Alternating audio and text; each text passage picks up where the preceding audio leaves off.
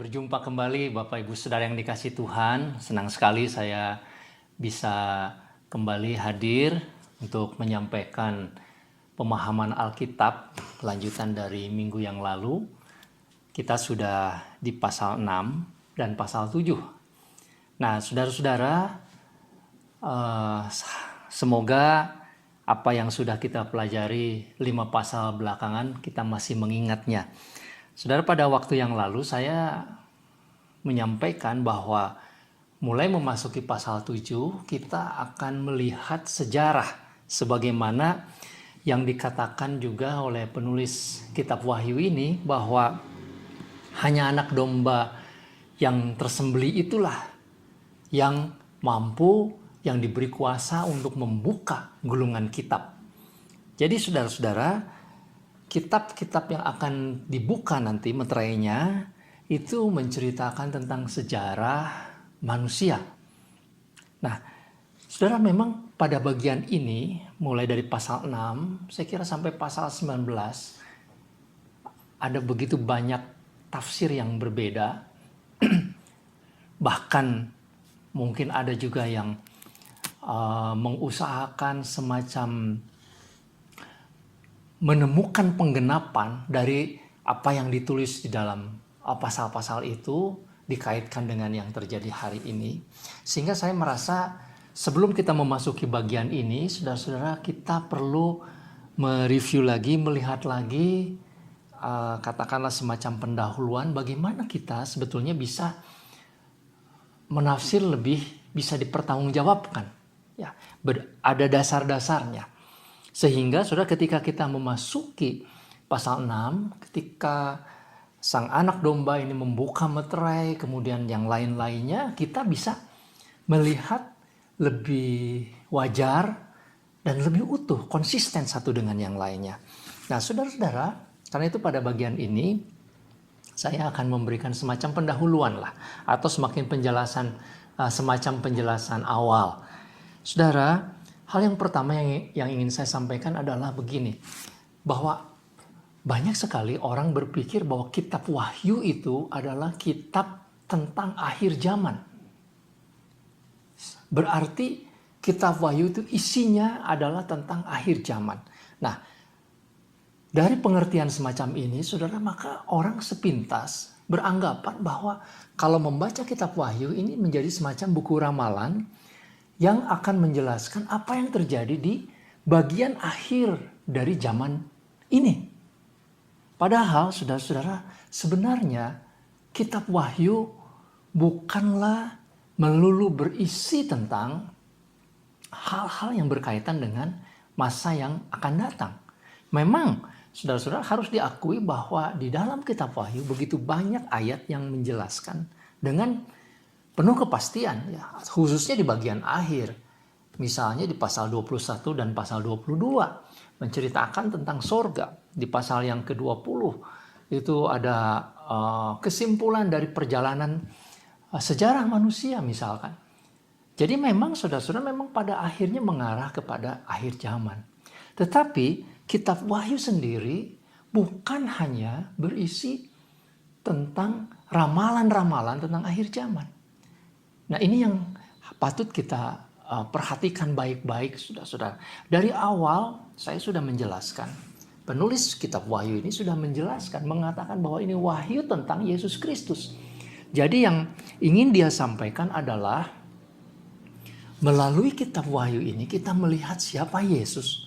Kenapa demikian, saudara? Karena kitab ini, tulisan ini diberikan kepada jemaat-jemaat yang tersebar di sekitar itu, khususnya 7 jemaat yang ada di Asia Kecil yang mewakili jemaat sepanjang zaman itu, saudara-saudara. Sehingga kita bisa mengerti, dengan kita memahami atau mengenal Yesus, maka gereja itu akan tetap bisa bertumbuh, bisa bertahan, bisa mengerti apa yang Tuhan inginkan dengan gereja, apa yang Tuhan kehendaki dengan perjalanan hidup gereja.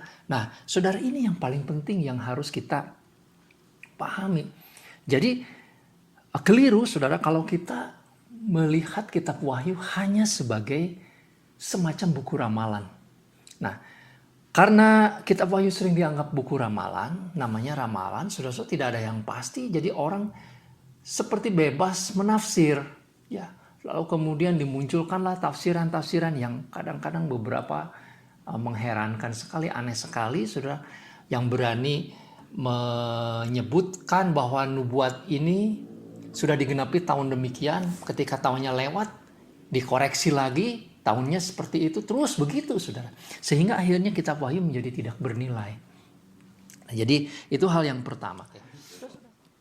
Nah, jadi saudara-saudara, kalau kita mau memahami tentang akhir zaman, kita harus melihat ayat Alkitab ini secara utuh. Memang kitab Wahyu adalah bagian penting, informasi yang sangat banyak tentang akhir zaman, tentang zaman yang akan datang. Tetapi juga kitab Daniel, Injil Matius misalkan, dan Injil-Injil yang lain. Kemudian surat-surat Rasul Paulus ada banyak yang menceritakan tentang akhir zaman. Dan itu harus dibaca secara lengkap, saudara. Supaya kita melihat gambaran tentang akhir zaman secara utuh. Sedangkan kitab Wahyu sendiri mempunyai pesan tersendiri. Akhir zaman tentu pesan di dalamnya. Jadi itu hal yang pertama, saudara, yang ingin saya sampaikan. Kemudian ketika kita memulai untuk menafsir sejarah dari pasal 6, saudara, kita jangan lupa untuk memahami bahwa kitab Wahyu ini adalah tulisan dengan genre ya, atau jenis sastra tertentu yang sebetulnya pada waktu itu, saudara, adalah model sastra, model tulisan yang umum yang disebut apokaliptik itu. Saudara, penulisan macam ini memang membutuhkan penafsiran tertentu karena di dalamnya banyak simbol, banyak gambaran, banyak kiasan, hal-hal yang tidak langsung, tidak runut, bukan kata-kata yang dijelaskan secara doktrinal seperti itu. Banyak penafsir mengatakan tulisan-tulisan semacam ini memang sengaja dituliskan karena menghadapi zaman di mana tidak dimungkinkan untuk memberikan penjelasan secara gamblang. Jadi harus kiasan. Sebab kalau gamblang nanti berurusan dengan pemerintah. Nah, saudara-saudara, karena itu kita harus memahami mengapa ada kiasan-kiasan, ada gambaran-gambaran, ada simbol-simbol. Tetapi saudara, yang harus kita mengerti adalah bahwa simbol-simbol yang diambil, gambaran-gambaran, bahkan kata-kata yang diulang-ulang yang menjadi penekanan semacam itu adalah simbol-simbol yang diambil dari yang pada umumnya dimengerti oleh orang-orang pada waktu itu. Dalam kaitan kitab Wahyu adalah yang dimengerti oleh gereja pada waktu itu di abad pertama. Memang saudara, kalau kita membaca sekarang di abad 21, naga, kita tidak tahu naga itu seperti apa ya. Kemudian ada makhluk berwajah 4 ya, kemudian bersayap, matanya banyak. Ini kan gambaran-gambaran yang aneh ya. Anak domba yang tersembelih tetapi sebetulnya sejatinya dia singa, itu yang kita lihat pada waktu yang lalu.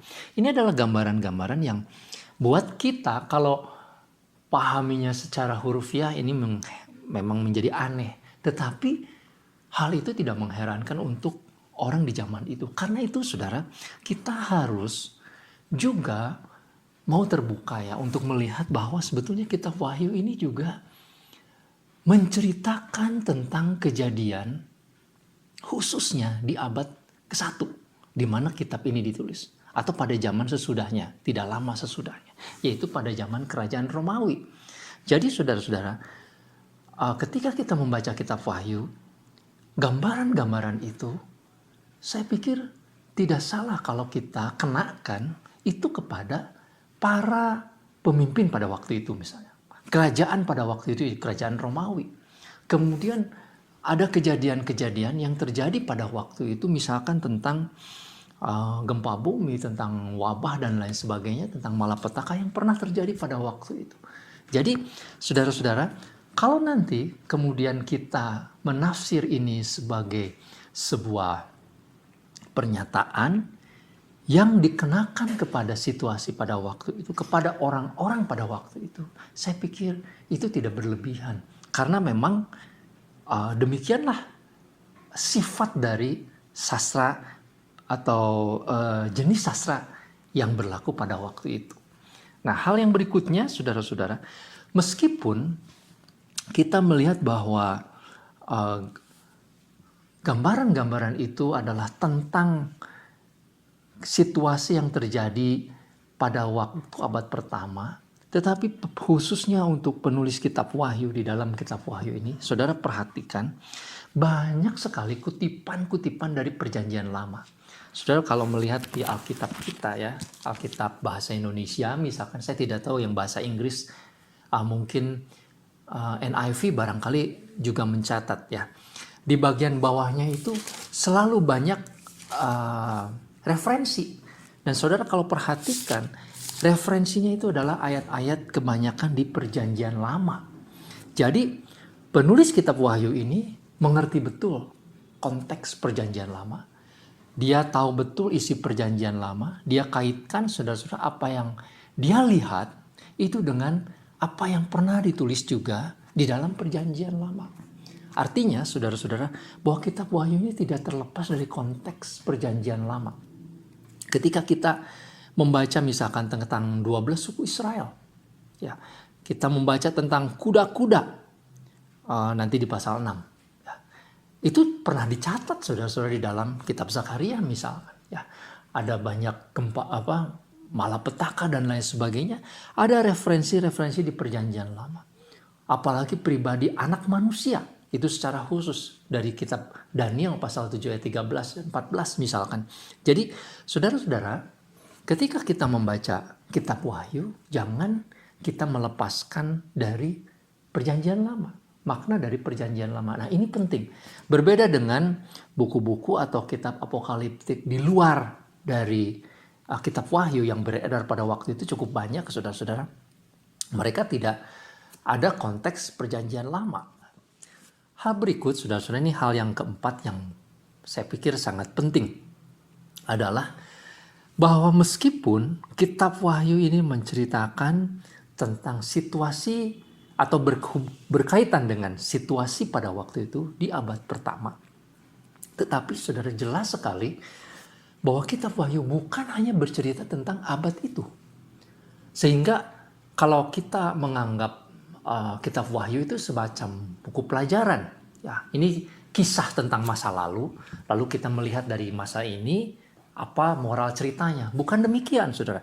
Meskipun kitab Wahyu itu berkaitan erat dengan situasi di abad pertama, tetapi saudara-saudara jelas sekali bahwa kitab ini adalah kitab nubuatan sepanjang zaman, bahkan sampai pada akhir zaman. Saudara-saudara, kitab Wahyu ini adalah kitab yang secara simultan, progresif ya. Ada keterkaitan gambaran-gambaran yang menceritakan kisah-kisah yang berulang, yang bertumpuk-tumpuk ya, tetapi sampai pada titik di akhir zaman. Nah, saudara-saudara, saya ingin memberikan beberapa contoh misalnya yang menunjukkan bahwa bagian dari penafsiran kita tentang sejarah ini yang diungkapkan oleh kitab Wahyu ini merupakan sejarah yang panjang dari mulai kehadiran Yesus atau kedatangan Yesus yang pertama sampai pada kedatangannya yang kedua. Saudara-saudara, misalnya nanti ketika kita sampai di pasal 6 sampai pasal 19, kita akan melihat ada 7 hukuman dari Tuhan yang dikatakan atau digambarkan sebagai 7 meterai, kemudian 7 sangkakala, dan yang terakhir 7 cawan murka Allah. Nah, saudara-saudara, ketujuh ini, ketujuh meterai, ketujuh sangkakala, dan ketujuh cawan murka Allah ini, saudara-saudara, bukan hanya menggambarkan murka Allah kepada kerajaan Romawi pada waktu itu, tetapi menggambarkan juga penghukuman, penghakiman secara simultan tadi ya, kepada dunia yang terjadi sesudahnya. Nah, saudara-saudara, apakah antara meterai sangkakala dan cawan murka Allah itu adalah sebuah periode misalkan per sekian ratus tahun. Oh, tidak begitu, saudara. Ketujuh-tujuhnya itu, saudara, terjadi bisa sekaligus. Ya. Dan antara meterai dan kemudian sangkakala dan kemudian cawan murka Allah itu overlap satu dengan yang lain. Nah, tetapi walaupun demikian, saudara-saudara, nampaknya penulis kitab Wahyu itu mengungkapkan secara sengaja ada 7 seri murka Allah itu sebagai bentuk kualitas atau bentuk tertentu, tujuan-tujuan tertentu yang kalau kita bisa lihat, saudara-saudara, ternyata sangat indah atau sangat penting. Saudara, 7 meterai yang dibukakan oleh sang anak domba ini sudah berhenti pada meterai yang ke-6, baru memasuki meterai yang ke-7. Di meterai yang ke-7 kemudian dibukalah 7 sangkakala. Tetapi ketika sampai dibuka sangkakala, sampai ke sangkakala yang ke-6, saudara-saudara, barulah di sangkakala yang ke-7 dibukakan cawan murka Allah. Jadi saudara-saudara, meterai yang ke-7 dengan sangkakala yang ke-7 itu berisi hukuman yang berikutnya. Ya, saya harap saudara bisa memahami. Nah, antara meterai yang ke-6 dengan meterai yang ke-7, ternyata saudara-saudara ada ungkapan atau ada gambaran yang lain yang semacam jeda yang menunjukkan bahwa meskipun 6 meterai ini adalah hukuman, tetapi ada jeda yang mengungkapkan bahwa ada juga pihak yang menang, yaitu umat Allah. Selalu begitu. Barulah kemudian dibuka meterai yang ke-7 yang isinya adalah 7 sangkakala. Tetapi baru sampai di sangkakala yang ke-6, lalu kemudian ada jeda lagi, saudara. Ada ungkapan lagi, ada gambaran yang lain tentang kemenangan umat Tuhan. Jadi di sisi lain ada hukuman, ada penghakiman, ada kengerian, tetapi juga digambarkan kemenangan umat Allah. Barulah memasuki hukuman berikutnya. Ya, ada hukuman-hukuman lagi, penghakiman lagi. Sangkakala yang ke-6 baru ada jeda tentang kemenangan umat Allah. Baru dibuka sangkakala yang ke-7. Nah, di sangkakala yang ke-7 berisi 7 cawan murka Allah. Nah, saudara-saudara, tetapi waktu cawan murka Allah sampai kepada cawan murka Allah yang ke-6, tidak ada jeda di situ. Tetapi diakhiri dengan cawan murka Allah yang ke-7. Dan di ayat pasal 17, saudara, ketika 7 cawan murka Allah selesai disampaikan, lalu kemudian di pasal yang ke-16 ayat yang ke-17, sesudah cawan murka Allah itu selesai, lalu kemudian saudara-saudara ada perkataan yang sangat penting. Dan malaikat yang ke-7 menumpahkan cawannya ke angkasa, dan dari dalam bait suci kedengaranlah suara yang nyaring dari tahta itu, katanya sudah terlaksana, sudah selesai. Artinya cawan murka Allah selesai di sana. Nah, saudara-saudara, berarti penulis kitab Wahyu ini memang sengaja menggambarkan, sengaja menuliskan pola, bentuk-bentuk tertentu.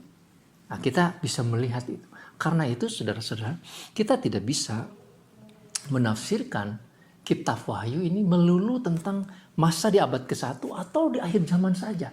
Tetapi ini adalah rentetan kisah sejarah manusia di satu pihak yang tidak percaya, yang mendapatkan penghakiman dan penghukuman. Tetapi juga di satu sisi adalah kisah atau riwayat gereja sepanjang zaman. Nah, saudara-saudara, kemudian hal yang berikut yang nanti kita akan melihat itu adalah adanya angka-angka yang khas dipakai oleh penulis ini. Angka 7 itu yang paling banyak, yang menggambarkan tentang kelengkapan atau sebuah kesempurnaan. 7 gereja, 7 cawan murka Allah, 7 meterai, 7 malaikat, 7 sangkakala ini adalah semacam kepenuhan, ya. Sebuah hal yang menjadi puncak. Kemudian juga digunakan angka 4 misalnya. 4 penjuru angin. Saudara, itu menunjukkan titik dari seluruh dunia ini. Dan itu secara konsisten digunakan dari awal sampai akhir, saudara. Ya. Berarti ini bercerita tentang dunia global.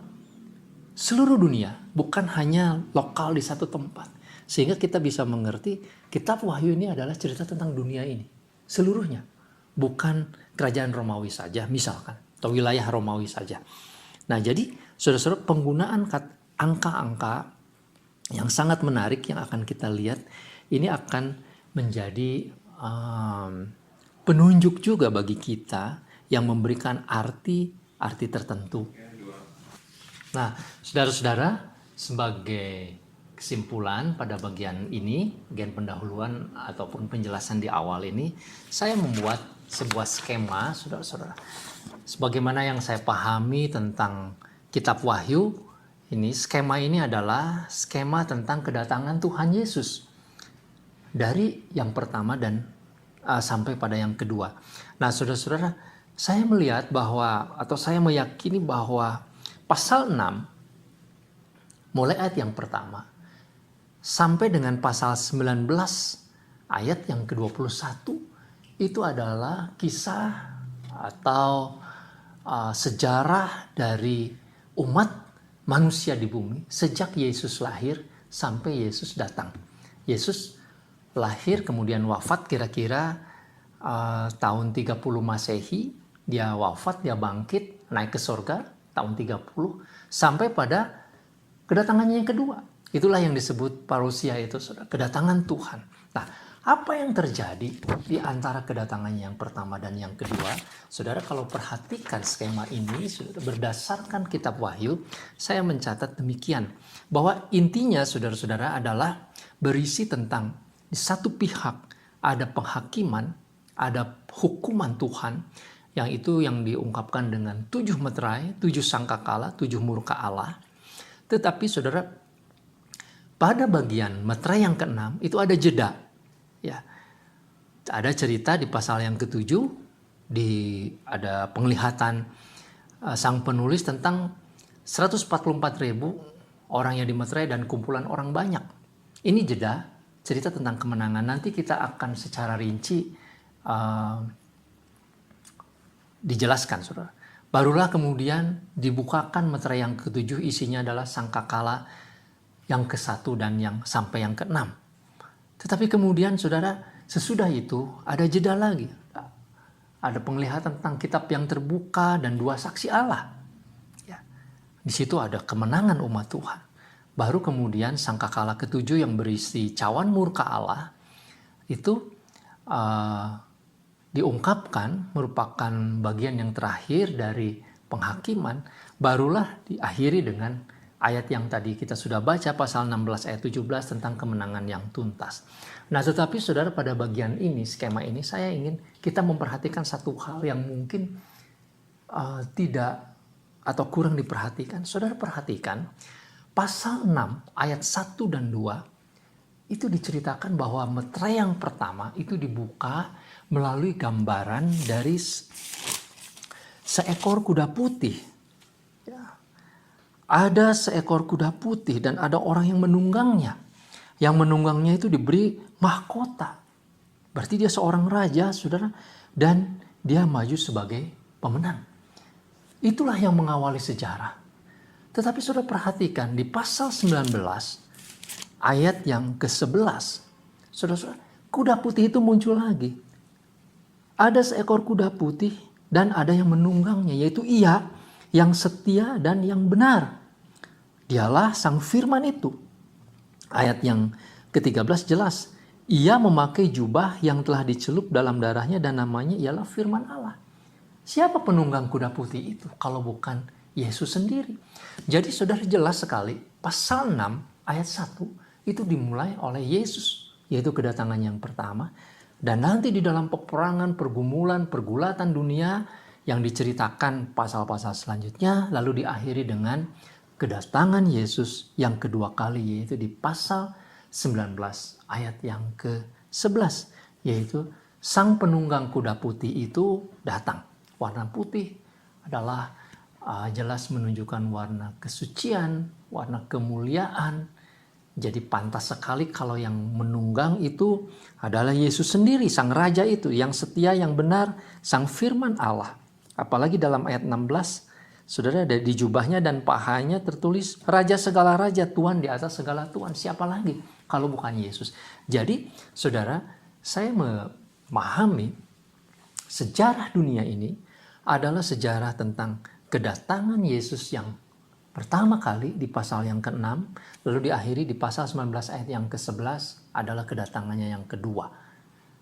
Seluruhnya ini, saudara, adalah cerita tentang sejarah dunia yang dijelaskan oleh penulis Injil Yohanes.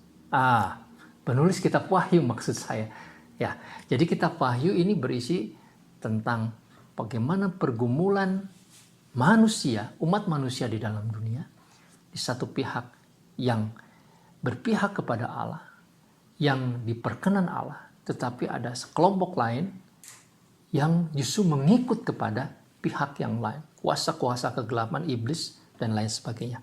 Jadi demikian saudara-saudara, supaya kita tidak kehilangan arah pada saat kita nanti membaca detail.